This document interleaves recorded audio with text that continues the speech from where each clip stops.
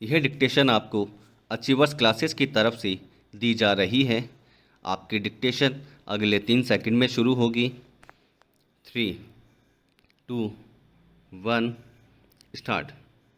उपाध्यक्ष महोदय, मुझे बहुत प्रसन्नता है कि गंगा नहर शताब्दी महोत्सव के उद्घाटन के लिए मैं यहाँ आ सका।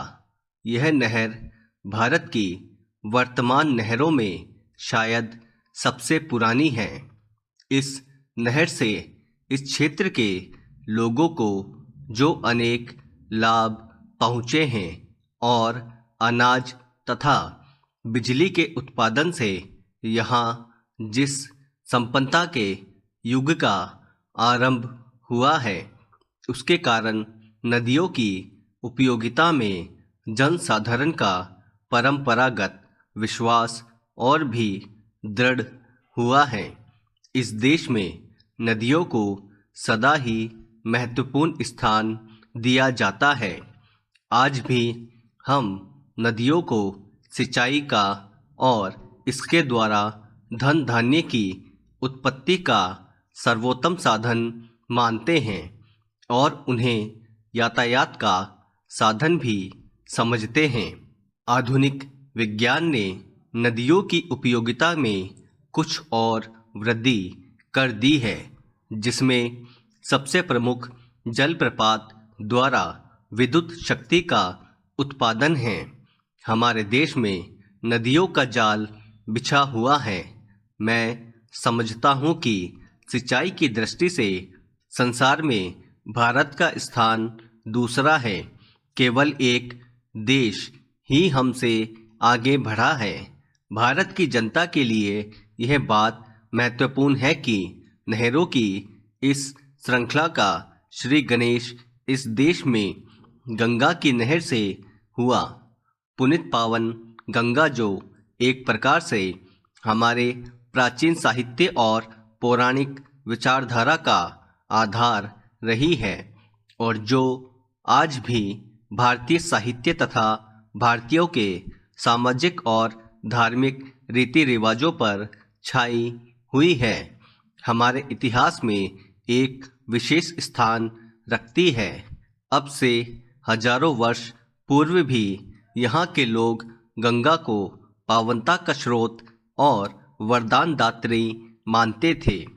इसीलिए आज यदि वास्तव में भारत के सबसे बड़े राज्य के एक भाग ने अपनी संपन्नता गंगा की नहर से प्राप्त की है, तो हम यही कह सकते हैं कि पुरातन विचारधारा इतिहास के रूप में प्रकट हुई है। यह तथ्य चाहे एक संयोग मात्र ही हो, किंतु हम सबके लिए निश्चय ही इसका महत्व है। पैरा। संभव है कुछ लोग सोचे कि 100 वर्ष पुरानी किसी घटना को इस प्रकार सामने लाकर उत्सव के रूप में मनाने का क्या अभिप्राय है। ऐसी शंका का आधार मानव स्वभाव से अनभिज्ञ और प्रेरणा के एक महत्वपूर्ण स्रोत को ग्रहण करने की इच्छा ही हो सकता है। बीती बातों पर विवेकपूर्ण विचार का अपना ही महत्व है। इसके द्वारा ही क्रमागत उन्नति संभव है। इसीलिए अतीत की सफलताओं को भावी प्रगति की नींव माना जाता है। आप मुझसे सहमत होंगे कि गंगा नहर मानव कल्याण और वैज्ञानिक विकास दोनों की दृष्टियों से एक महान सफलता है। आज जबकि हम इस सफलता को शताब्दी मना रहे हैं, तो अनिवार्य रूप से इससे हमें स्फूर्ति और प्रेरणा मिलती है। इस अवसर पर हमें उन इंजीनियरों के प्रति भी आभार प्रकट करना चाहिए जिनके परिश्रम और सतत प्रयास के कारण ही यह योजना फलीभूत हो सकी। आज हमें कर्नल कोटले और उनके साथी विदेशी महानुभावों का स्मरण होता है, जिन्होंने निजी प्रयत्नों से इस कठिन कार्य को संपन्न किया। पैरा। उपाध्यक्ष महोदय, आज यहाँ गंगा के पुल का शिलान्यास करते हुए मुझे बड़ी प्रसन्नता हो रही है। बिहार में गंगा पर यह पहला पुल होगा और मैं भली प्रकार जानता हूँ कि इस राज्य के लोगों के लिए यह कितना बड़ा वरदान है और इसके द्वारा कितनी बड़ी आवश्यकता की पूर्ति होगी। मैं इसी राज्य का रहने वाला हूँ और अपने सार्वजनिक जीवन में मुझे बराबर इस राज्य के सभी भागों का दौरा करने का अवसर मिला है। इसलिए मैं निजी अनुभव से कह सकता हूँ कि इस पुल के निर्माण से बिहार के लोगों को विशेष रूप से और देश के लोगों को साधारण रूप से अनेक सुविधाएं प्राप्त होंगी। बिहार के मध्य से होकर गंगा प्राचीन काल से बहती आ रही है और आरंभ से ही इसके कारण यह राज्य दो भागों में विभक्त रहा है, जो मिथिला और मगध के नाम से प्रसिद्ध थे। प्राचीन काल में जबकि यातायात के साधन इतने उन्नत नहीं थे और लोगों को प्राय महीनों तक लंबी यात्रा करनी पड़ती थी, और जब भारत के सभी भूभागों में आत्मनिर्भरता अर्थव्यवस्था का आधार थी, उस समय संभव है इस प्रदेश में गंगा पर पुल का अभाव इतना न खलता हो। परंतु आज के युग में विज्ञान के आविष्कार स्थान तथा दूरी पर विजय पा चुके हैं और यातायात के गतिमय साधनों का बहुत महत्व है।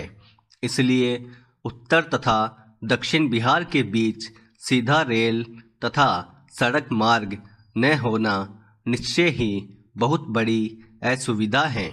बिहार के इन दोनों भूभागों की अर्थव्यवस्था ऐसी है कि अपने पूर्ण विकास के लिए एक भाग दूसरे पर निर्भर करता है।